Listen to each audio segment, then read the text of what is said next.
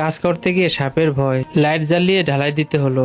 ব্রিজের ঢালে আগাছার জন্য রাস্তা এবং ব্রিজের ব্যবধান বোঝার উপায় ছিল না, তাই আগাছার পাশ দিয়ে গাড়ি গেলেই দুর্ঘটনা ঘটতো। পরিষ্কার শেষ করে ঢালাই কাজটা রাতেই দিতে হলো।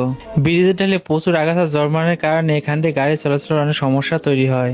তাছাড়া ব্রিজ এবং রাস্তার ব্যবধান বেশি হয়, দীর্ঘদিন ধরে এখানে যাতায়াত মানুষের ভোগান্তির শেষ নেই। ব্রিজের ঢালে গভীর খাদ ছিল, যা আগাছার কারণে কোনোভাবে বোঝার উপায় ছিল না। সেজন্য গাড়ি ভুলক্রমে এখান দিয়ে গেলেই বিপদ ঘটতো।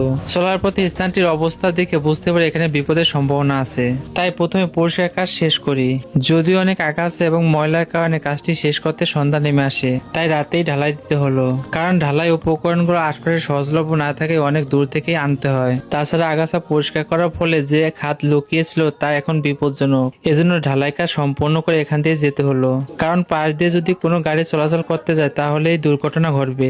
যাই হোক, রাত হলেও ঢালাই কাজটি সম্পূর্ণ করার জন্য প্রয়োজনীয় উপকরণ নিয়ে হাজির হই। ঢালাই কাজে যে পানি ব্যবহার করেছে তা ব্রিজের নিচ থেকে আনা হয়। পানির স্তর অনেক নিচে ছিল এবং অনেক কচুরি থাকায় তাই রাতে পানি আনতে অনেক কষ্ট হয়। তবে রাত হলেও স্থানীয় লোকজন আমাকে কাজের সময় অনেক সাপোর্ট করে, এজন্য গল্প করতে করতে কাজটি শেষ করতে তেমন কোনো সমস্যা হয়নি। তবে রাতে কাজ করার জন্য প্রচুর পোকামাকড় আসে, কথা বলার সময় দু একটা পোকামাকড় পেটের ভিতরে চলে যায়। যাই হোক, কষ্ট হলেও কাজটি সম্পূর্ণ করলাম, তাই গাড়ি এবং পথচারী এখান দিয়ে নিরাপদে এখন থেকে চলাচল করতে পারবে। রাতে এত কষ্ট করে যে কাজটি করলাম তা ভালো লাগলে অবশ্যই লাইক কমেন্ট শেয়ার দিয়ে পাশে থাকবেন।